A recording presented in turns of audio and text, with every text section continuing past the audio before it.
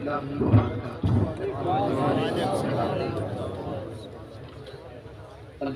لله رب العالمين والعاقبة للمتقين والصلاة والسلام على سيد الأنبياء والمرسلين وعلى آله وأصحابه الطيبين الطاهرين أما بعد فأعوذ بالله من الشيطان الرجيم بسم الله الرحمن الرحيم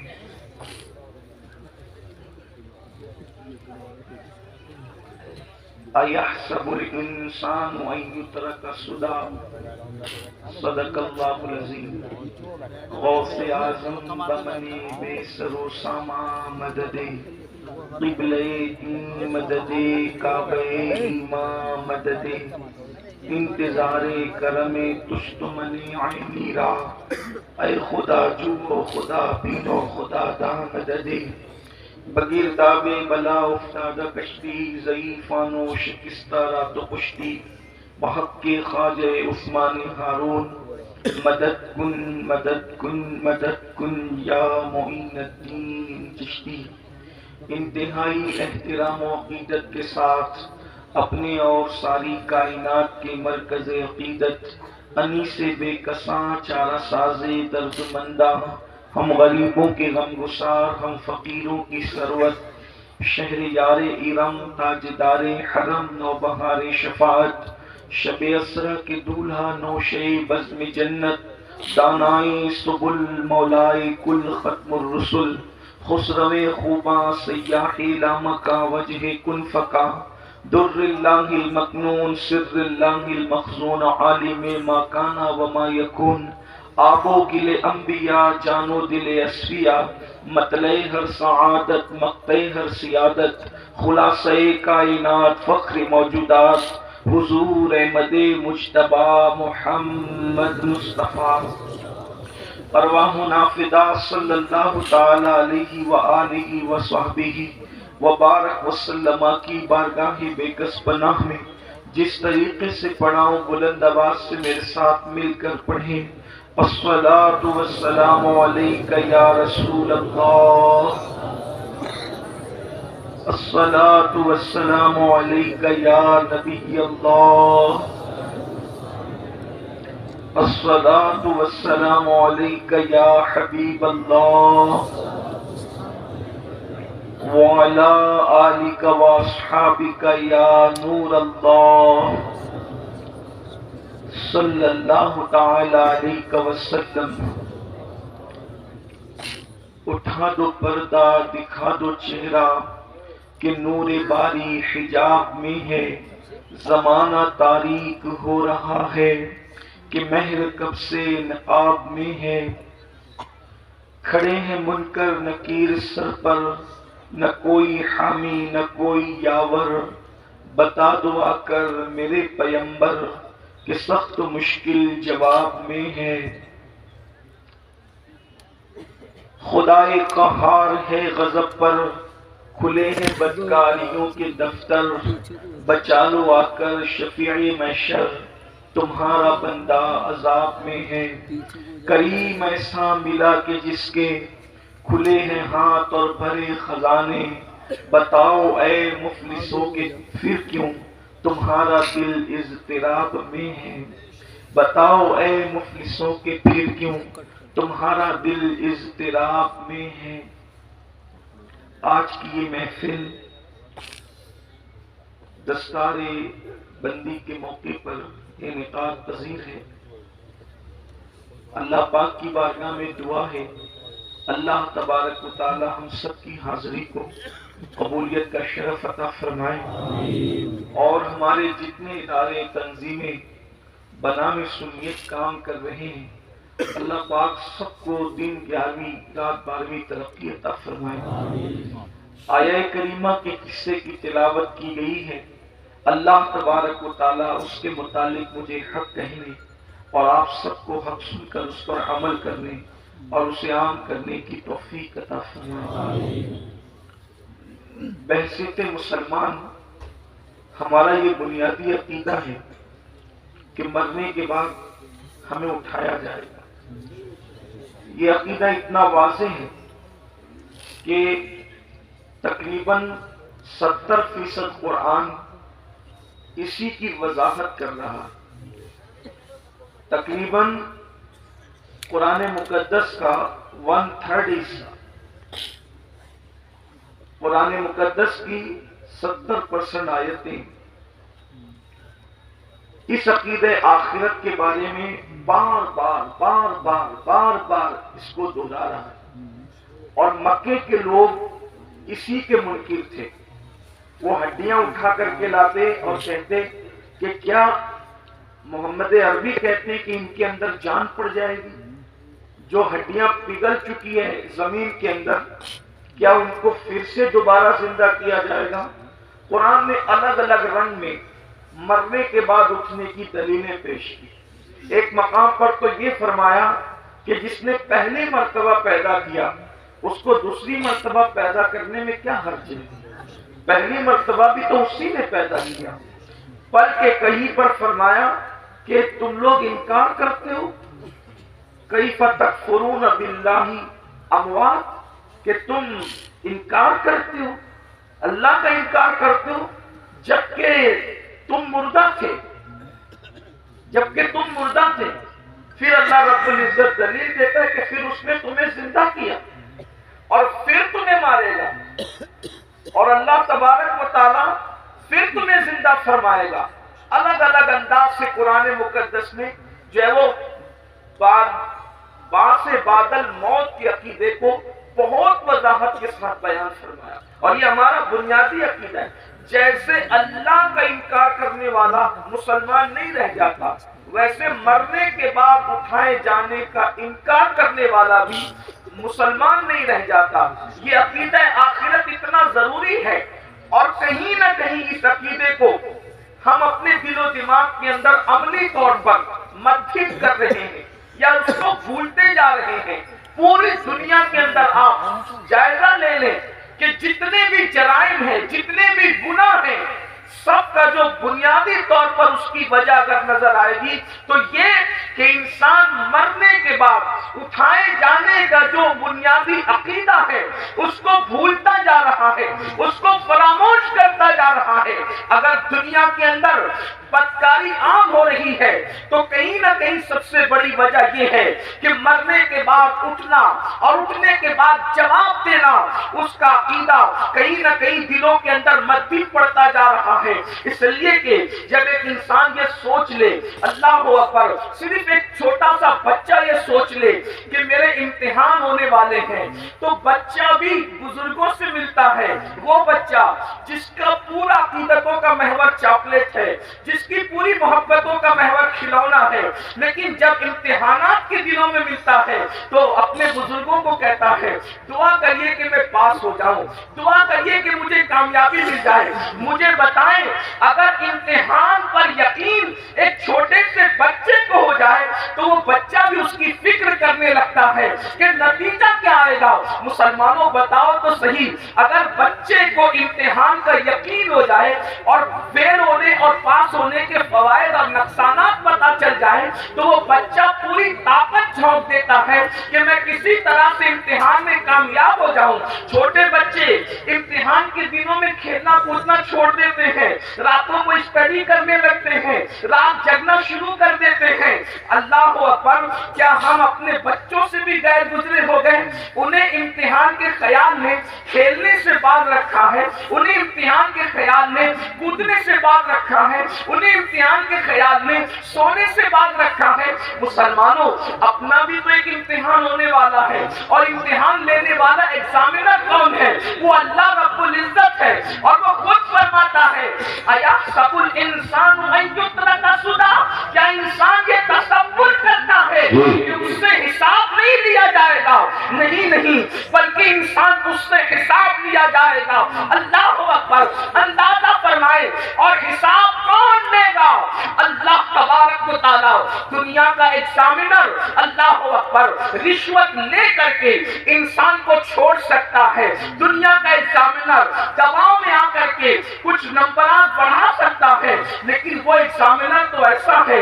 اللہ اکبر، اس کی شان بے نیازی کا اندازہ کرو.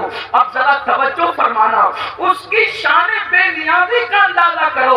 وہ کیسا امتحان لینے والا ہے، وہ کیسا سوال پوچھنے والا ہے، وہ کیسا حساب لینے والا ہے. اللہ اکبر، کہ اگر معصوم شجر ممنوعہ کو ہاتھ میں لے لے تو وہ اس معصوم سے اپنی غیرت کی بنیاد پر اس کے کپڑے بھی واپس لے لیتا ہے، اس کو جنت سے بھی نکال دیتا ہے. اور اللہ اکبر، پھر وہ معصوم 200 سال تک کے دعائیں کرتا ہے، پکارتا ہے.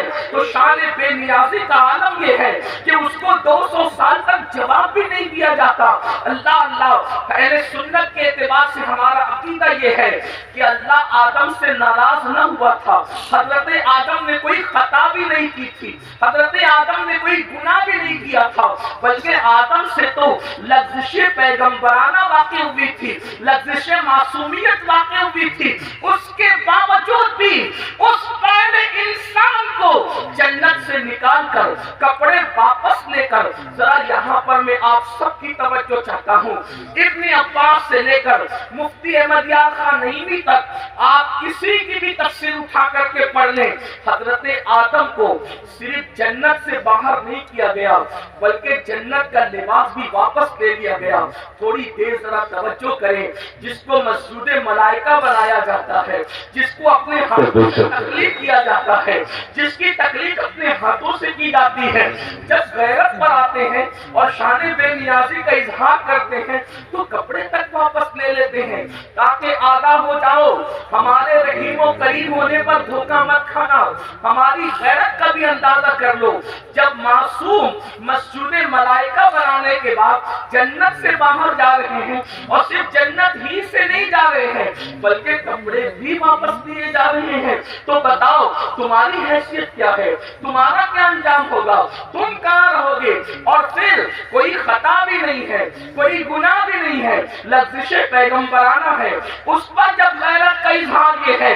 اب مجھے بتاؤ میرے بھائیوں، جو لوگ زنا کرتے ہیں اور زنا کے بعد وہ اس خوش فہمی میں مبتلا ہے کہ نہیں مولانا اللہ کریم ہے، اللہ رحیم ہے، وہ ہمیں جنت ہی میں داخل فرمائے گا. کوئی لڑکوں کے ساتھ بدکاریاں کرتے ہیں اور پھر یہ تصور کرتے ہیں کہ مولانا اللہ تو بخشنے والا ہے، وہ رحیم و کریم ہے. جو لوگ سود کے دھندے کر کے حرام لقمہ اپنے پیٹ میں ڈالتے ہیں، پھر بھی ان کا خیال یہ ہے کہ اللہ رحیم و کریم ہے، وہ ہمیں بخش دے گا. تو وہ یہ لوگ یہ سب چیزیں نہیں دیکھتے کیا کہ اللہ رب العزت نے پہلا انسان جو تمام نبیوں کا بابا ہے، جو تمام ولیوں کا بابا ہے، جو تمام صحابہ کا بابا ہے، یعنی سارے انسانوں کے جو باپ ہیں، ان کے ساتھ اظہار غیرت کر کے ہمیں متنبہ فرمایا، ہمیں تنبیہ فرمائی کہ ہماری شان بے نیازی کا اندازہ کرو. وہی اللہ ہم سے حساب لے گا، رب تبارک و تعالیٰ حساب لے گا.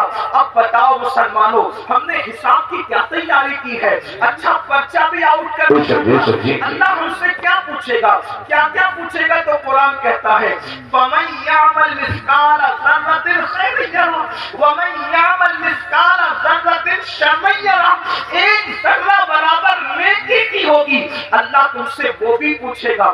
ذرہ برابر جرم کیا ہوگا اللہ تم سے وہ بھی پوچھے گا. آئیے مجھے بہت پوچھنے پر بہت بڑی بات یاد آ گئی ہے، آپ سب کی توجہ چاہتا ہوں. بہت خوبصورت انداز میں آپ لوگ سن رہے ہیں تو دل چاہتا ہے کہ کچھ خوبصورت باتیں آپ کے سامنے کھولی جائے، کیونکہ آپ اچھے سے سن رہے ہیں. اس لیے کہ جہاں مجمع سننے والا ہو تو دل چاہتا ہے کہ کچھ دل کی باتیں کہی جائے. یوں تو سننے کے لیے سبھی آتے ہیں، لیکن آپ کا بڑا اچھا انداز ہے سننے کا. اللہ کس سے کیا پوچھ سکتا ہے اس بارے میں کوئی بے نیاز نہیں. وہ کسی سے بھی کچھ بھی پوچھ سکتے، کسی سے بھی کچھ بھی پوچھ سکتے. اس سلسلے میں ایک روایت سیرت کی تمام کتابوں میں لکھی ہوئی ہے.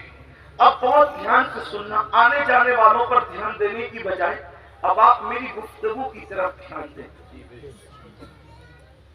سیرت کی کتابوں میں سب نے یہ واقعہ لکھا ہے. ابن اسحاق کو بھی لے لیں اور ان کے بعد سارے سیرت نگار کم و بیش الفاظ کی کمی زیادتی کے حوالے سے، لیکن واقعہ یہی ہے جس کا مفہوم پیش کیا جائے. لیکن میں جہاں سے پیش کر رہا ہوں آپ کے سامنے وہ ابن منذری کے حوالے سے میں پیش کرتا ہوں بطور مفہوم. اب غور کریں، اس روایت کے راوی ہیں سیدنا صدیق اکبر رضی اللہ تعالی، افضل البشر بعد الانبیاء بالتحقیق سیدنا صدیق اکبر رضی اللہ تعالی. یوں تو صدیق اکبر کی سے روایتیں بہت کم مروی ہیں، لیکن صدیق اکبر سے جو روایتیں ہیں ان روایتوں کا بھی کوئی جواب نہیں. سیدنا صدیق اکبر رضی اللہ تعالی، ایک بات اندازہ کر لیں، صدیق وہ ہستی ہے کہ جن کے بارے میں مولا علی نے بیان کیا کہ اللہ کے رسول نے فرمایا کہ اگر ساری زمین والوں کا ایمان ایک پلڑے میں رکھا جائے اور تنہا ابو بکر کا ایمان ایک پلڑے میں رکھا جائے تو سب کے ایمان پر ابو بکر کا ایمان وزنی ہو جائے گا. کہ وہ ہستی ہے جنہیں صدیق سبحان اللہ. اور ان ایمان والوں میں ابو ہریرہ کا بھی ایمان ہے، بلال حبشی کا بھی ایمان ہے، خالد بن ولید کا بھی ایمان ہے، غوث اعظم غریب نواز کا بھی ایمان ہے. اندازہ فرمائیں جس کے ایمان کی شان یہ ہو اس کے دل اور سینے کی حالت کا کیا عالم ہوگا. وہ صدیق اکبر جو صحابہ کے امام ہیں، افضل البشر بعد الانبیاء بالتحقیق صدیق اکبر رضی اللہ تعالیٰ عنہ، جن کے بارے میں حضور محدث اعظم کے چوتھی رحمت اللہ علیہ کہتے ہیں مرتبہ حضرت صدیق کا یہ ہے سید، ہر فضیلت کے وہ جامع ہے نبوت کے سوا. اللہ اکبر. آج وہی صدیق اکبر روایت کر رہے ہیں. اللہ اکبر. الفاظ میرے ہیں، مفہوم بیان کر رہا ہوں اپنے الفاظ کے جامع میں. ابتدائی دن ہے مدینہ منورہ میں، اصحاب رسول ابھی نئے جو ہے وہ مدینہ طیبہ آئے ہیں. اللہ اکبر. حجروں کی تعمیر ابھی نہیں ہوئی ہے، مسجد نبوی کی تعمیر نہیں ہوئی ہے. حالات یہ ہیں کہ سیدنا ابو ہریرہ جیسے لوگ، اللہ اکبر، کبھی لنگی ہوتی ہے بدن پر، اوپر کا کرتا نہیں ہوتا، ان حالات میں زندگیاں گزار رہے ہیں. بلال حبشی کا حال یہ ہے کہ بھوک سے جب مجبور ہو جاتے ہیں تو زمین پر چت لیٹ جاتے ہیں تاکہ اپنے پیٹ کو آرام پہنچائیں. اللہ اکبر. اور خود رحمت دو عالم صلی اللہ علیہ وآلہ وسلم جن کے نام سے آپ نے کانفرنس رکھی ہے، ان کے گھر کا حال یہ ہے کہ 3 مہینے گزر جاتے ہیں تو چولہا نہیں جلتا. اللہ کے رسول علیہ السلام کے گھر میں 3 مہینے، کوئی مبالغہ نہیں، یہ اللہ کے رسول کی سب سے پیاری زوجہ ام المومنین سیدہ عائشہ صدیقہ فرما رہی ہے. اللہ اکبر.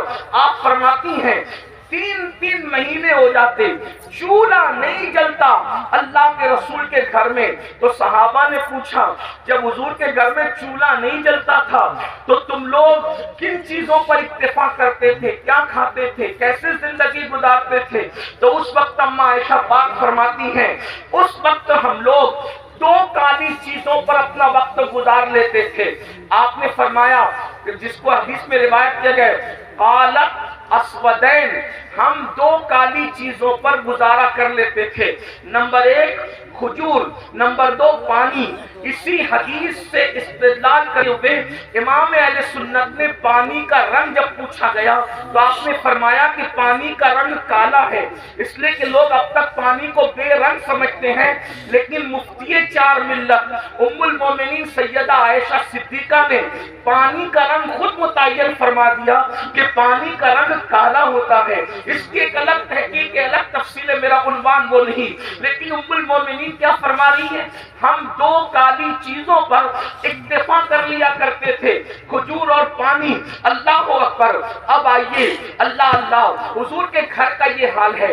اس سے میں اپنے جوانوں سے یہ بھی کہنا چاہتا ہوں، یہ جو یو پی کی زمین پر 5 وقت دیہات میں اذان گونج رہی ہے، بہار، بنگال، شام، یمن، یہ جو زمینوں پر دیہاتوں میں بھی آواز اذان کی گونج رہی ہے، اس میں حضور علیہ السلام کی محنتیں کتنی ہیں. اتنی محنتیں کہ جس نے اپنے گھر میں 3 مہینے تک چولہا نہیں جلایا اور اسلام کی شمع کو جلانے کے لیے کتنی محنت فرمائی، ذرا غور تو کریں۔ اللہ اکبر، جب مسلمان ہو کر ہم اللہ کے دین کو پیٹھ کے پیچھے ڈالتے ہوں گے تو اس وقت رسول اللہ کے دل پر کیا گزرتی ہوگی، اللہ کے رسول علیہ السلام کو کتنی اذیت پہنچتی ہوگی، کتنی تکلیف پہنچتی ہوگی، اس کا احساس کرو۔ کیونکہ پورا یہ جو مجمع ہے یہ سب اپنے آپ کو عاشق رسول کہلانے والا مجمع ہے۔ میں آپ سے پوچھوں، اگر اپنا باپ ایک وقت تو بھوکا رہ کر بلڈنگ بناتا ہے اور اس بلڈنگ پر کوئی پتھر پھینک دے تو لوگ کہتے ہیں مولانا میرے باپ نے بھوکا رہ کر یہ بلڈنگ بنائی ہے، ایک ٹائم بھوکا رہ کے باپ نے بلڈنگ بنائی ہے، تو اس بلڈنگ سے آپ کو کتنا پیار ہے۔ یہ جو اسلام کی عمارت تمہیں نظر آ رہی ہے، یہ جو قرآن کی عمارت تمہیں نظر آ رہی ہے، یہ جو دین کی عمارت تمہیں نظر آ رہی ہے، یہ جو نماز، روزہ، حج، زکات کی یہ خوبصورت عمارت تمہیں نظر آ رہی ہے، اس میں رسول اللہ نے 3 مہینے تک گھر میں چولہا نہیں جلایا۔ 3 مہینہ کس کو کہتے ہیں؟ اللہ اکبر، اگر واقعی عشق رسول سینوں میں زندہ ہے تو تھوڑی دیر کے لیے تصور کرو، ہم تو 3 ٹائم پیٹ بھر کے کھاتے ہیں اور موج مستی کرتے ہیں، جرائم کرتے ہیں، گناہ کرتے ہیں۔ سوچو، جس نے اللہ کے دین کی شمع کو جب جلانے کے لیے گھر کے چولہے بجھا دیے، اس رسول کے دل پہ کیا گزرتی ہوگی جب حضور کا کوئی امتی گناہ کرتا ہوگا۔ آج مسلمان کتنی سادگی سے کہتا ہے مولانا ہم لٹ رہے ہیں، ہم پٹ رہے ہیں، ہم تباہ ہو رہے ہیں، ہم برباد ہو رہے ہیں۔ میں ایک وجہ بیان کروں، جو قوم قبر انور میں اپنا نبی کا دل دکھائے وہ قوم لٹے گی نہیں تو کون لٹے گا، وہ قوم پٹے گی نہیں تو کون پٹے گا، وہ قوم تباہ نہ ہوگی تو کون تباہ ہوگا، وہ قوم برباد نہ ہوگی تو کون برباد ہوگا۔ لوگ کہتے ہیں کاش حضرت سلیمان علیہ السلام کی دنیا میں حکومت ہوتی تو آج کیا دن ہوتے۔ میں آپ سے کہوں، اگر فرعون کی حکومت نہ بھی ہوتی اور حضرت سلیمان کی حکومت آج ہوتی تو آپ کو بتاؤں آپ کے ساتھ وہی کچھ کیا جاتا جس کے آپ مستحق ہے۔ کیوں؟ اللہ کو یہ کب گوارا ہے کہ اس کے محبوب کا دل ایک دن میں ہزاروں بار تم چھلنی کرو اور اللہ تم پر رحمتوں کی برسات برسائے، رحمتوں کی برکھا برسائے۔ مسلمانوں یاد رکھنا، دنیا میں جو ہوتا ہے اللہ کی مرضی کے بغیر نہیں ہوتا۔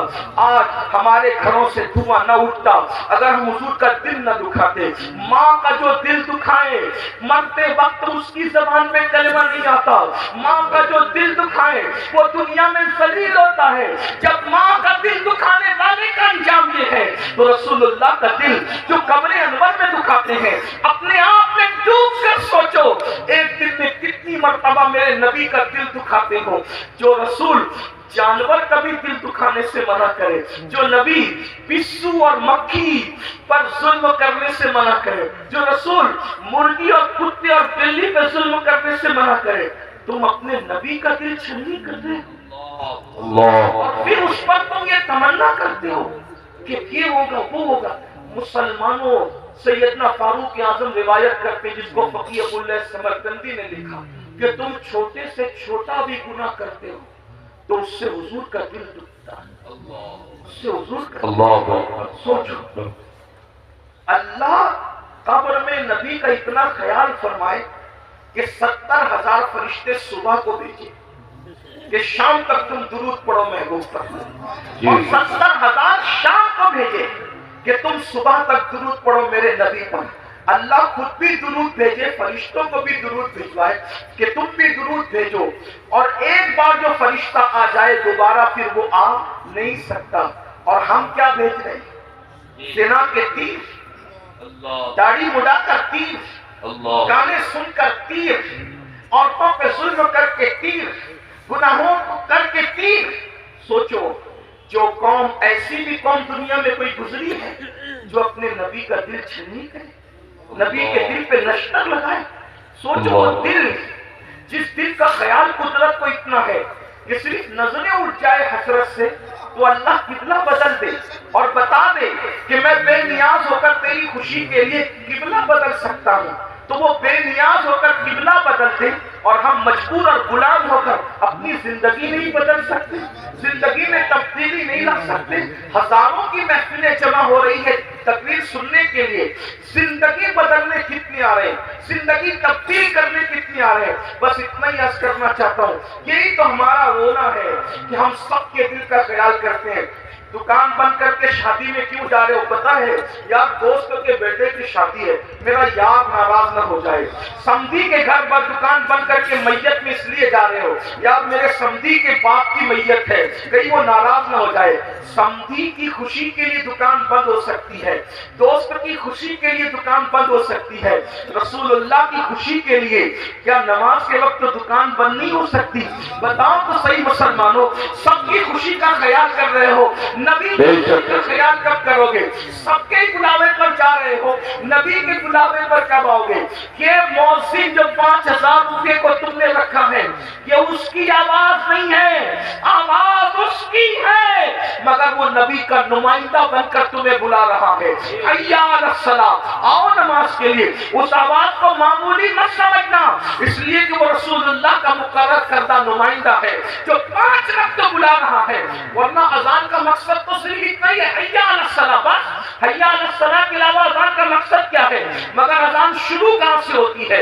اللہ اکبر، اللہ اکبر، یعنی نماز کے لیے بلانے والا شروع کر رہا ہے، مجھے جس نے کھڑا کیا ہے، جس کا میں نمائندہ بن کر کے تمہیں بلا رہا ہوں، وہ کوئی معمولی ہستی نہیں ہے۔ اللہ اکبر، اللہ اکبر، اللہ سب سے بڑا ہے، اللہ سب سے بڑا ہے۔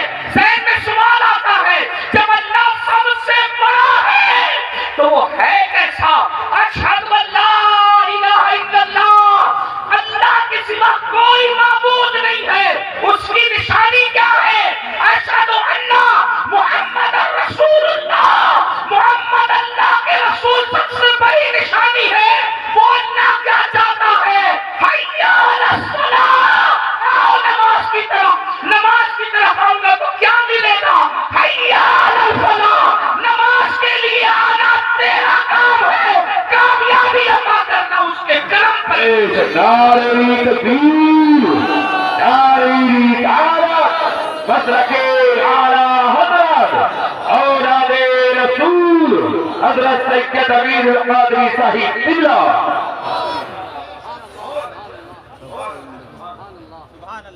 فلاح عربی لغت میں اتنا جامع لفظ ہے کہ ہر کامیابی کو یہ سمیٹ لیتا ہے، جس میں ہر کامیابی آ جائے اسی کو فلاح کہتے ہیں۔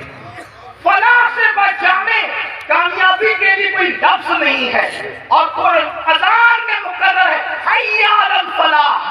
دولت کی کامیابی چاہیے، نماز کی طرف، اولاد چاہیے، نماز کی طرف، عزت چاہیے، نماز کی طرف، بلندی چاہیے، نماز کی طرف آؤ، حکومت چاہیے، نماز کی طرف آؤ، تجارت چاہیے، نماز کی طرف آؤ، عمر میں برکت چاہیے، نماز کی طرف آؤ۔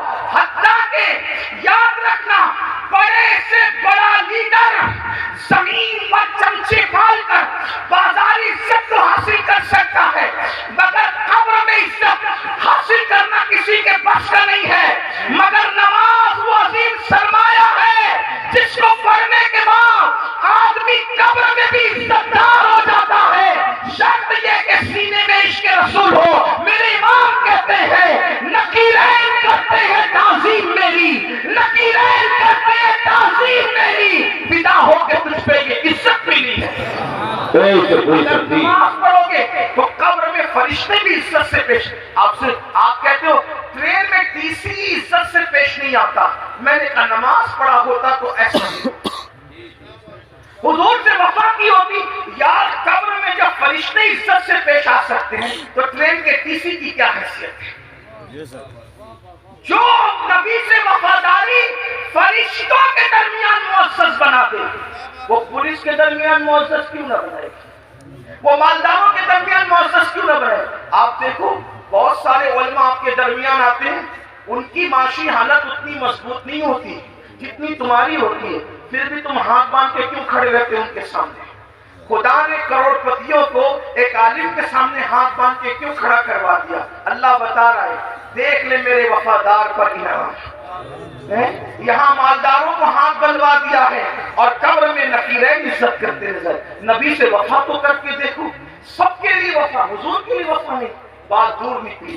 عرض کر رہا تھا ابتدائی دور ہے اسلام کا. مدینہ منورہ میں صدیق اکبر راوی, صدیق اکبر کہتے ہیں مجھے اتنی بھوک لگی تھی کہ میرے گھر میں کچھ نہیں تھا. صدیق اکبر کہتے ہیں اور کئی دن ہو گئے تھے, تقریباً کم و بیش 3 دن.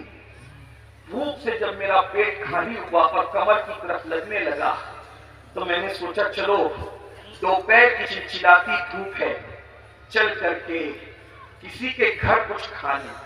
دوپہر میں جب مجھے کوئی دیکھے گا کہ ابو بکر دوپہر میں دھوپ میں کہاں پھر رہے ہو تو پھر میں کہہ دوں گا کہ بھوک لگی ہے تو مجھے کچھ کھلا دے گا. ادھر صدیق اکبر نکلے, ادھر فاروق اعظم سے سامنا ہوا.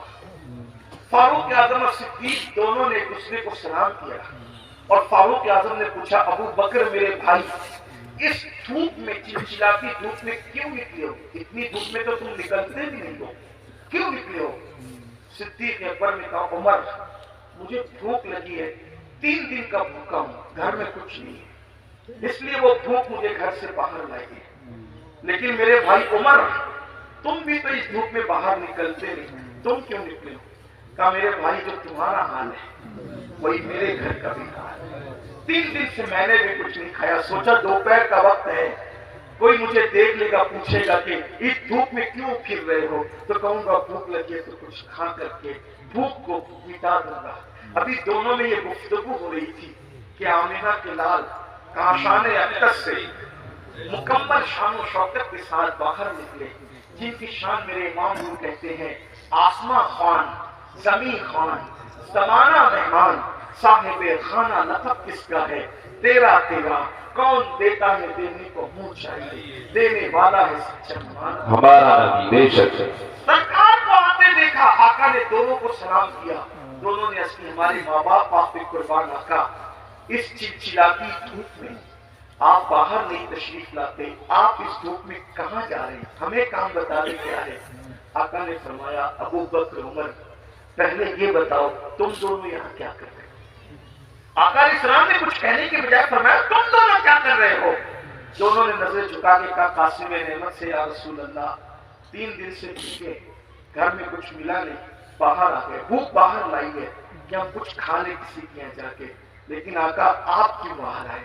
سرکار نے فرمایا تمہارے گھر میں 3 دن سے چولہا نہیں جلا, لیکن اس وقت میرے گھر میں مہینہ بھر ہو گیا, مہینے بھر سے میرے گھر میں چولہا نہیں جلا ہے. مجھے بھی بھوک کی شدت نے بےتاب کیا. میں نے سوچا کسی کے گھر جا کر اس کو نوازا جائے اور اس کے گھر جا کے کچھ کھایا جائے. صحابہ رونے لگے. یہاں آگے بڑھنے سے پہلے جملہ کہتا ہوں, صحابہ پر کچھ کمنٹ کرنے سے پہلے یہ قربانیاں بھی سوچ لیں, یہ کیا قربانیاں تھی. آج دوسروں کے دیکھا دیکھی اگر سنی کہلانے والے بھی اصحاب کی توہین کریں تو کتنی دکھ کی بات ہے. جو لوگ مسجد کا چندہ بھی نوٹ دیکھ کر دیتے ہوں ہفتے میں 1 دن اور امام کو اپنا غلام سمجھتے ہیں, وہ لوگ کمنٹ کریں گے ان صحابہ کا جنہوں نے اس طرح کی قربانیاں دی, بھوکے رہ کر اللہ کے دین کی خدمت کی. کبھی سوچا, کبھی غور کیا؟ ہم سے تو 10 کی نوٹ بھی نکلتی ہے تو دیکھ کے نکلتی ہے, بلکہ 5 ظالم تو ایسے ہیں جہاں نوٹ کہیں نہیں چلتی وہ مسجدوں اور مدرسوں میں چندہ دے کر لوگ چلاتے ہیں. یہ حالات ہنسنے کی بات نہیں ہے, یہ بہت دکھ کی بات ہے. اور وہ لوگ ان پہ کمنٹ کر رہے ہیں جنہوں نے پوری دولتیں داؤ پہ رکھی, پوری دولت قربان کر دی. حتیٰ کہ صدیق باوفا تو وہ ہے جس نے تبوک کے موقع پہ کرتا بھی چندے میں دے دیا اور ٹاٹ پہن لیا, اور جب پوچھا گیا کہ کرتا کیوں دے دیا چندے میں, کہنے لگے ہم جنگ پہ جا رہے ہیں اور میں جانتا ہوں مسلمانوں کے پاس شہید کو کفن دینے کے لیے کپڑا بھی نہیں ہے. اگر کوئی میرا بھائی شہید ہو جائے گا تو ابو بکر کا کرتا کفن کے لیے کام آ جائے گا. یہ ان کے جذبات تھے. مسلمانوں حق زندہ ہے تو حق کی آواز بھی زندہ رہے گی, اور یہی اہل سنت کا سر امتیاز ہے. ہم جہاں اہل بیت کے بے دام غلام ہیں, وہی ہم صحابہ کے بھی بے دام غلام ہیں. اور قدرت نے ہمیں 2 ہاتھ اس لیے عطا کیے ہیں کہ ایک ہاتھ میں اصحاب کا دامن ہے اور ایک ہاتھ میں اہل البیت کا دامن ہے. اسی لیے ہمارا بیعت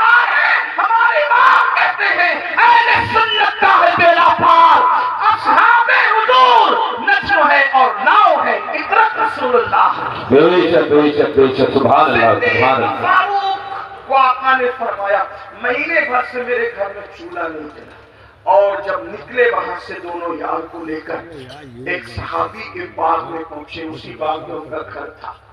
وہ گئے تھے باغ میں کھجوریں توڑ رہے تھے، ان کی بیوی کو اطلاع ملی کہ حضور آئے ہیں اپنے دونوں یاروں کے ساتھ۔ جلدی سے شوہر کو بلایا، وہ حضور کی اطلاع سن کر کچھ تاخیر سے آئے، یعنی قسم قسم کی کھجوریں لے کر تاکہ حضور کی میزبانی کریں۔ حضور کے آگے کھجوریں رکھ دی اور آقا سے عرض کیا آقا تھوڑی دیر انتظار کریں، میں بھی کھانا بناتا ہوں۔ جلدی سے بکری ذبح کی، اور بکری ذبح کرنے کے بعد جو ہے وہ روٹیاں جو کی سامنے رکھا۔ اللہ کے رسول نے روٹیاں اور بوٹیاں دیکھی تو دیکھنے کے بعد کھانا دیکھتے رہ گئے۔ قاسم نعمت کھانے کو کچھ دیر تک دیکھتے رہ گئے۔ صحابہ نے اس کی آقا جو ہے وہ شروع فرمائی، کھانے کا آغاز فرمائی۔ تو آقا نے اس صحابی جس کے گھر میں حضور بیٹھے تھے کہا اگر اجازت دو حضور دنیا کو پیغام دے رہے، مگر اگر اجازت دو تو اس کھانے سے کچھ نکالنا چاہتا ہوں۔ روٹی اٹھائی چوکی، اس پہ کچھ بوٹیاں رکھی اور بوٹیاں رکھ کر آنکھ میں آنسو آ گئے۔ فرمایا کہ جتنے دن سے میں بھوکا ہوں اتنے ہی دن سے میری بیٹی فاطمہ الزہرا بھی بھوکی ہے۔ جتنے دن سے میرے گھر میں چولہا نہیں جلا ہے اتنے ہی دن سے میری بیٹی فاطمہ کے گھر چولہا نہیں جلا ہے۔ جب یہ تازہ کھانا میرے سامنے آیا تو مجھے میری بیٹی فاطمہ الزہرا کی بھوک یاد آ گئی۔ ایک کام کرو، پہلے اسے لے جا کر دے دو، میری بیٹی کھا لے، اس کے بعد میں کھاؤں گا۔ اور وہ کھانا جب سیدہ کے گھر پہنچا اس کے بعد حضور نے کھانا کھایا۔ اتنا پورا واقعہ اتنا لمبا چوڑا بیان کرنے کے لیے ایک ہی وجہ تھی کہ ایک جملہ بیان کرنا تھا۔ حضور نے وہ کھانا کھایا اور کھانے کے بعد پھر حضور کی آنکھ میں آنسو آ گئے، حضور رو پڑے۔ صحابہ نے پوچھا یا رسول اللہ جب بھوکے تھے تو نہیں رویا اور اب کھانا کھا کے کیوں رو رہے؟ بھئی رونا تو آدمی کو بھوکے پیٹ آئے گا نا کہ میرے پاس کھانا نہیں، کھا کے رونے کا مطلب کیا؟ اب آقا نے جو فرمایا یہی ایک جملہ پڑھنے کے لیے اتنا بڑا واقعہ میں نے پیش کیا، غور سے سننا۔ آقا ارشاد فرماتے ہیں اللہ نے کتنا لذیذ کھانا ہمیں کھلایا نا، بکری کا گوشت اور جو کی روٹی۔ سید الطعام یہ کھانوں کا سردار ہے، کتنا لذیذ کھانا اللہ نے ہمیں کھلایا۔ اب میں اس پہ رو رہا ہوں، اگر قیامت کے دن اللہ مجھ سے اس کھانے کے بارے میں سوال کرے گا تو میں اللہ کو کیا جواب دوں؟ کون ہے؟ ایک مہینے تک جس کے گھر میں چولہا نہیں جلا، جو وجہ تخلیق کائنات ہے، جو نبیوں کا سردار ہے، جس کے لیے نعمتیں پیدا کی گئی، جس کے لیے دنیا بنائی گئی، جس کے لیے قبلہ بدل دیا گیا، جس کے اشارے ابروں پہ چاند ٹکڑے کر دیا گیا، جس کے اشارے پہ سورج پلٹا دیا گیا، اس رسول کو امت کو تعلیم دیتے ہوئے یہ احساس ہے کہ میں نے ایک دن آج ایک مہینہ چولہا بند رکھنے کے بعد آج بکری کا گوشت اور روٹی کھایا ہے۔ اگر اللہ مجھے اس کے بارے میں پوچھے گا میں کیا جواب؟ حالانکہ حضور علیہ السلام سے کوئی سوال نہیں ہونا، وہ تو شافعی یوم النشور ہے، انہی کے اشاروں پر لوگ بخشے جائیں گے۔ میرے امام کہتے ہیں میں کیا، میرے اشیاء کی حقیقت کتنی، مجھ سے سودا تو کافی ہے، اشارہ تیرا سے پتا سا اڑا جاتا ہے، ورنہ ہلکا صحیح بھاری ہے بھروسہ تیرا۔ رسول علیہ السلام کو یہ احساس تعلیم امت کے لیے بے چین کر رہا ہے۔ اللہ مجھ سے پوچھے گا تو میں کیا جواب دوں گا؟ بتاؤ میرے بھائیوں، ایک دن میں 2 مرتبہ کپڑے بدلتے ہو، 3 مرتبہ پیٹ بھر کے میں منع نہیں کر رہا ہوں، کھانے کے لیے منع نہیں کر رہا ہوں، کپڑے پہننے کے لیے بھی منع نہیں کر رہا ہوں، لیکن اتنا ضرور کہنا چاہتا ہوں جس کھانے کے رنگ میں ڈوب کر رزاق کو بھول گئے ہو، جن کپڑوں کے غرور میں اللہ کو بھول گئے ہو، وہ ہم سے پوچھے گا اور وہ ہم سے سوال کرے گا۔ کبھی سوچا ایک ہفتے کا حساب اگر اپنا پیر لے لے تب ہفتے بھر کا حساب پیر کو نہیں دے سکتے، جب اللہ پوری زندگی کا حساب ہم سے لے گا تو اللہ کو کیا جواب دیں گے؟ جو کچھ کر رہے ہو فرشتے لکھ رہے ہیں، جو کچھ بول رہے ہو فرشتے لکھ رہے ہیں، اور یہ سارا نام اعمال جمع ہو رہا ہے، اور یہ سارا نام اعمال قیامت کے بھی ہمارے ہاتھ میں دیا جائے گا، اور اللہ فرمائے گا اقرا کتابک، پڑھ اپنا نام اعمال۔ جو لوگ راتوں کو زنا کی فلمیں دیکھتے ہیں، تھوڑی دیر کے لیے وہ تصور کریں کہ اللہ کا سامنا ہوگا جیسا کہ اس کی شان ہے۔ یہ پڑھ سکو گے کہ میں نے فلاں تاریخ کو فلاں رات 3 گھنٹے تک زنا کی فلم دیکھی خدا کے سامنے؟ وہ تو آمنے سامنے سے پاک ہے، لیکن صرف اس کی جیسی شان ہے، خدا کا سامنا ہے۔ یہ پڑھ سکو گے کہ میں نے لڑکوں کے ساتھ بدفعلیاں کی؟ سوچو، توجہ کرو، حدیث پاک تو یہ ہے لڑکوں کے ساتھ بدفعلی کرنے والا کہیں بھی مرے۔ اللہ نے کچھ فرشتے ایسے پیدا کیے جن کی چونچ ہے پرندوں کی طرح، کہیں بھی مرتا ہے اس کو اٹھاتے ہیں، اٹھا کر وہاں لے جا کر پھینک دیتے ہیں جہاں قوم لوط پر عذاب آیا تھا۔ یہ گندی فلمیں یہی طرف آپ کو لے جا رہی ہے، گندی فلمیں آپ کو یہی گندگی کی طرف لے جا رہی ہے۔ آپ کو احساس نہیں ہے، آپ تو سوچتے ہو رات ہے کون دیکھ رہا ہے، اکیلا کون دیکھ رہا ہے؟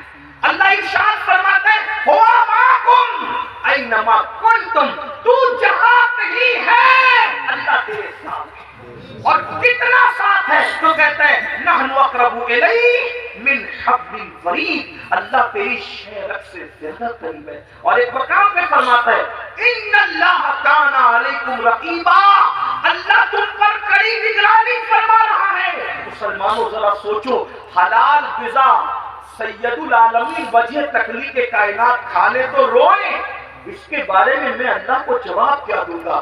ہم تو گناہ کر رہے ہیں اور ہمیں احساس ہی نہیں، اللہ کو حساب بھی دینا ہے، اللہ کو جواب بھی دینا ہے۔ امام اہل سنت اعلیٰ حضرت جیسی شخصیت کہتی ہے کریم اپنے کرم کا صدقہ لئیم بے قدر کو نہ شرما، تو اور رضا سے حساب لینا، رضا بھی کوئی حساب میں ہے۔ اندازہ تو فرمائیں مسلمانوں، ہم اپنے آپ کو دھوکہ دے رہے ہیں، ہم اپنے آپ کو تباہ کر رہے ہیں، ہم اپنے آپ کو برباد کر رہے ہیں۔ آئیے گفتگو کو سمیٹتے ہوئے، دستار بندی بھی ہونی ہے، میں جلد اپنی گفتگو سمیٹوں گا۔ کون کون لوگ ہیں، کون کون لوگ ہیں، کون لوگ ہیں جو حساب کو یاد کر کے روتے ہیں؟ حساب کو یاد کر کے سید الطائفہ جنید بغدادی فرماتے ہیں کہ جو مقام جبریل علیہ السلام کو فرشتوں میں حاصل ہے، وہ مقام ولیوں میں حضرت بایزید بستامی کو حاصل ہے۔ سلطان العارفین بایزید البستامی، آپ کو پیشاب ہوتا تھا خون کا پیشاب ہوتا تھا حضرت بایزید بستامی، مریدین کو پتا چل گیا کہ بایزید کو خون کا پیشاب ہو رہا ہے، ہمدردی کی حضرت آپ جلدی سے کسی اچھے حکیم سے علاج کروا لیں کیونکہ آپ کو خون کا پیشاب ہو رہا ہے۔ فرمایا میرا علاج کسی حکیم کے پاس نہیں ہے۔ کہا کیوں؟ کہا کہ یہ جو خون کا پیشاب ہوتا ہے وہ بیماری سے نہیں ہوتا، بچپنے میں مجھ سے ایک غلطی اور گناہ ہو گیا تھا، جب مجھے یاد آتا ہے کہ اللہ اس غلطی کے بارے میں مجھ سے پوچھے گا تو میں اللہ کو جواب کیا دوں گا بچپنے کی اس غلطی کا، تو اس جواب دینے کے تصور سے میرا جگر اللہ کے خوف سے پگھلنے لگتا ہے، اور پگھل کر پیشاب کے رستے سے بہتا ہے تو تم کو لگتا ہے کہ خون کا پیشاب ہو رہا ہے۔ خون کا پیشاب نہیں ہو رہا ہے، یوم حساب کے خوف سے میرا جگر پگھل کر کے بہ رہا ہے۔ آپ سے پوچھنا چاہتا ہوں میرے بھائیوں، آخر اتنے جرائم کر کے اتنے بے خوف کیوں ہو؟ آخرت بھول گئے، آخرت کا تصور بھول گئے۔ حضرت سیدنا معروف الکرکی وہ بزرگ ہیں کہ غوث پاک فرماتے ہیں سب سے زیادہ اگر مجھے کسی مزار سے فیض ملا ہے تو وہ سیدنا معروف کرکی کا مزار ہے۔ غوث پاک اس کے مزار پہ جا کر چلا کرے وہ معروف کرکی کیسے بزرگ ہوں گے؟ غوث پاک کہتے ہیں اگر کوئی حاجت پیش آئے تو معروف کرکی کے وسیلے سے جو دعا کی جاتی ہے اللہ تعالیٰ اس دعا کو قبول فرماتا ہے۔ یہ معروف کرکی ہے۔ فرماتے ہیں 40 سال ہو گئے میں نے آسمان کی طرف کبھی نظر نہیں اٹھائی۔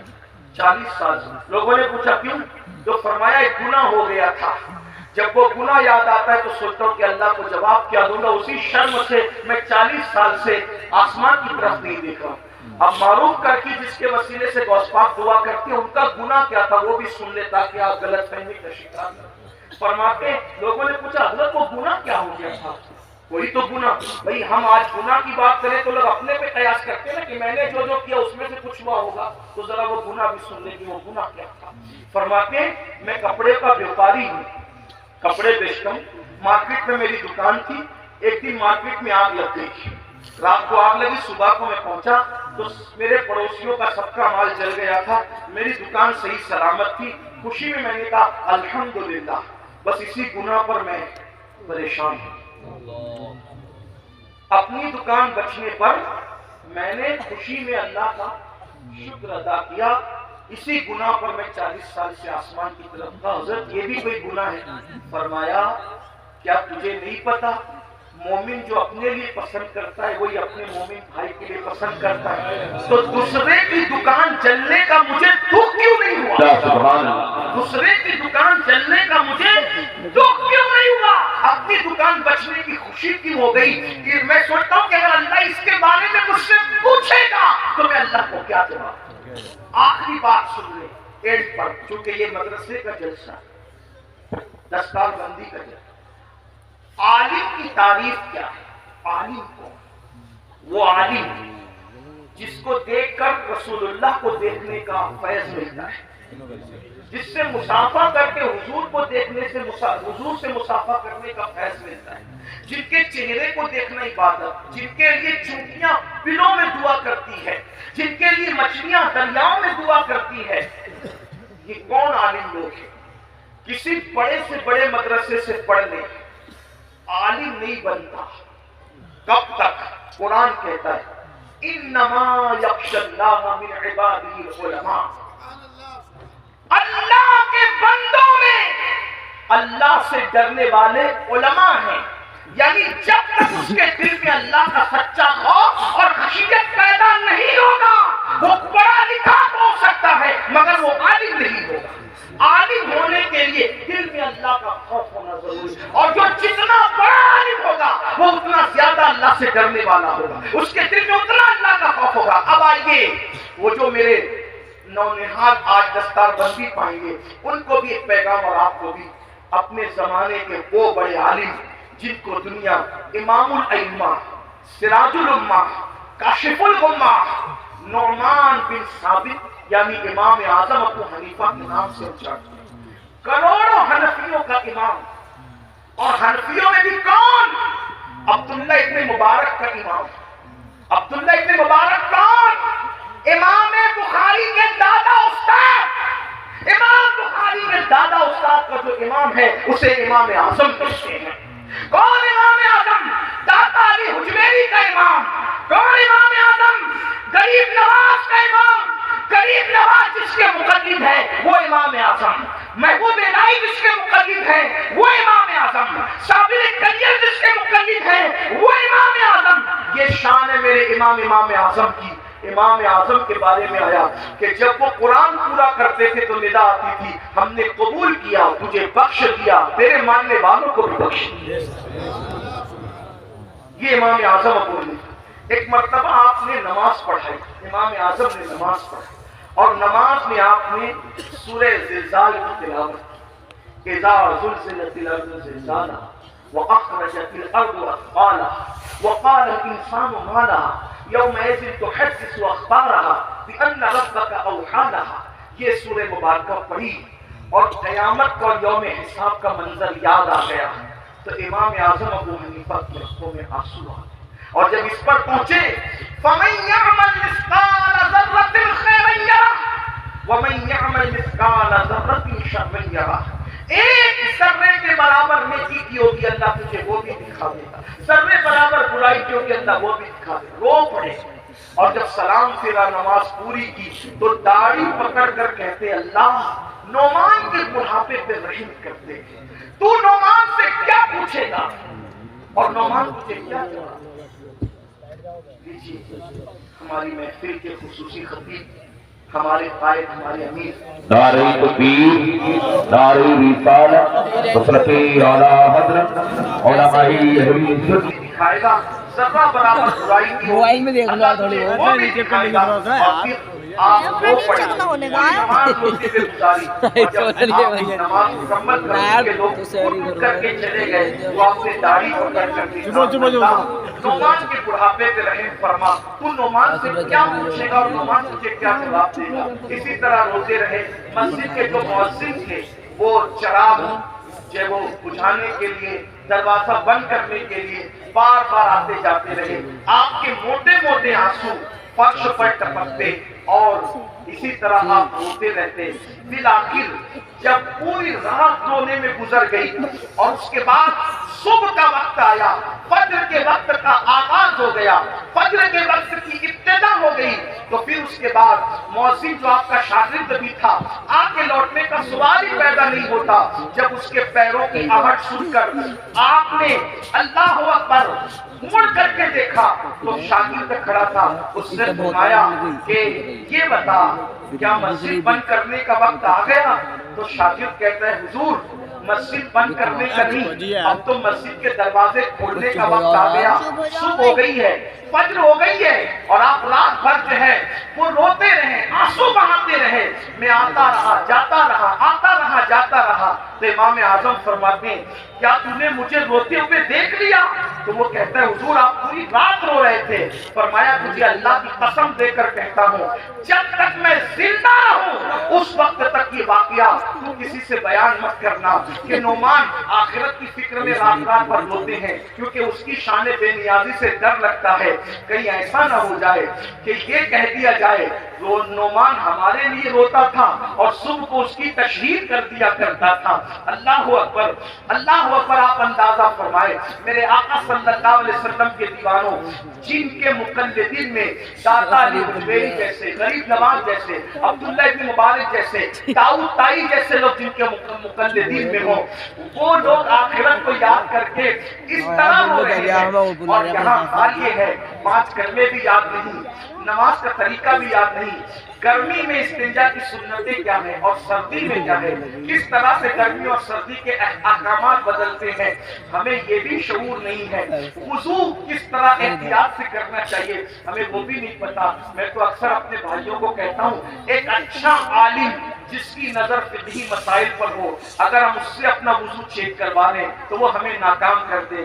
جب عالم کے سامنے ہم اپنا وضو ثابت نہیں کر سکتے تو عالم الغیب کے سامنے ہم آخر کون سا عمل ثابت کر سکیں گے اور ہماری حیثیت کیا ہوگی؟ اندازہ تو فرمائیں میرے آقا علیہ السلام کے دیوانوں، حالات یہ ہیں اور ہماری کیفیت یہ ہے کہ ہم جنت میں لگائیں گے تو کون جائے گا؟ حضور تاج الشریعہ علیہ الرحمٰن نے شاید ہمارے لیے اسی لیے یہ شعر کہا تھا کہ میں گناہ گار ہوں اور بڑے مرتبے کی خواہش، میں گناہ گار ہوں اور بڑے مرتبے کی خواہش، میری توبہ اے خدایا میرے نفس کی بدی ہے۔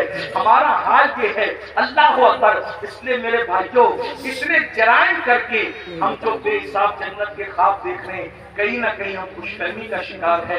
اور یاد رکھنا جس کے پاس جتنا علم آئے گا اس کے پاس اللہ کی اتنی خشیت آئے گی، اتنا خوف آئے گا۔ ہم آخرت کو حساب کے دن کو بھول گئے۔ قرآن کہتا ہے اَيَحْسَبُ الْإِنسَانُ أَن يُتْرَكَ سُدًى، کیا تم یہ تصور کرتے ہو تم سے حساب نہیں لیا جائے گا؟ سب سے حساب لیا، جس سے چاہیں گے حساب لیں گے۔ اور یاد رکھنا ہمارے گناہ تو بہت دور کی بات ہے، اگر وہ ہمارے گناہوں کی بجائے ہماری نیکیوں کا بھی حساب لیں گے تو ہم نیکیوں کے بارے میں بھی جواب نہیں دے سکتے۔ اللہ پاک سب سے پہلے مجھے اور آپ سب کو عمل کی توفیق عطا فرمائے۔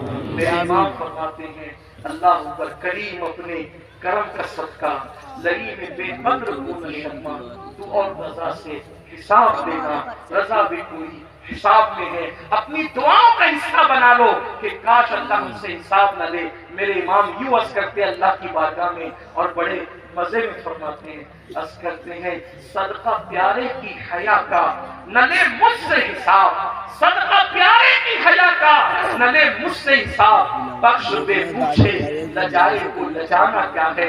اور ڈاکٹر اقبال نے کہا تھا مولا اگر میرا حساب لینا تیری شان کریمی کے مطابق ناگزیر ہو جائے تو تجھ سے عرض یہ ہے کہ محبوب کی نگاہوں سے چھپا کر حساب لینا تاکہ تیرے محبوب کو ان کی حیا کی وجہ سے غیرت نہ آ جائے۔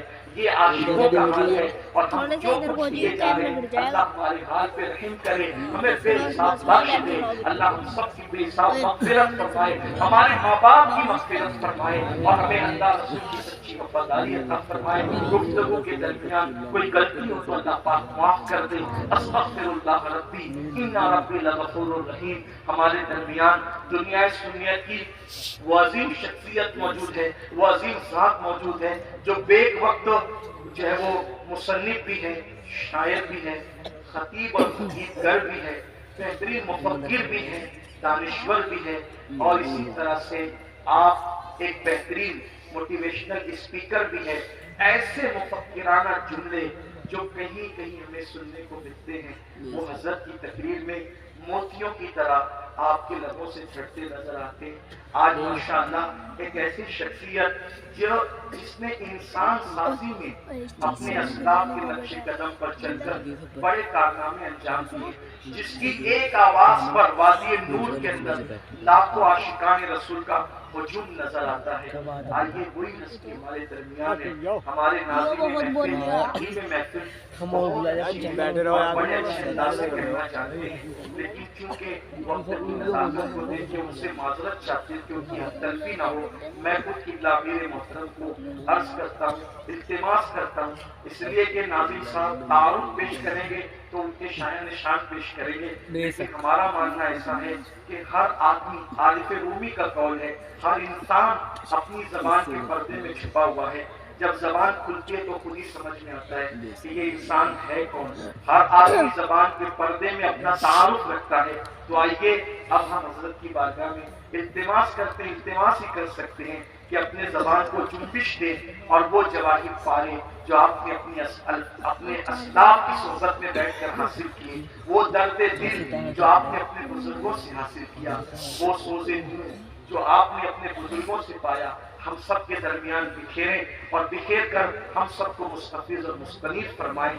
آئیے حضرت قبلہ امیر محترم کا استقبال حضور سید العلماء ماہدوی رحمۃ اللہ علیہ کے چند مصروں سے ہم کرتے ہیں کہ کسی کی جے وجے ہم کیوں پکارے، کیا غرض ہم کو، ہمیں کافی ہے سید اپنا نعرہ یا رسول اللہ۔ شکر کی نیت کے ساتھ اللہ کا ذکر بلند کرنے اور تکبیر و رسالت بلند کرے۔ نعرہ تکبیر، نعرہ رسالت، نعرہ رسالت۔ امید ہے آپ گفتگو سنجیدگی سے سنیں گے اور انشاءاللہ بعد آپ دستار بندی کی محفل میں بھی شریک رہیں گے، اور انشاءاللہ اس کے بعد حضور قبلہ امیر سنت دعوت اسلامی سلسلہ قادریہ برکاتیہ دوریہ کے شیخ طریقت بھی ہے، جو حضرات مرید ہونا چاہتے ہیں حضرت سے مرید بھی ہوں گے، حضرت سے گزارش ہے تشریف بند کر دیں آپ جی نہیں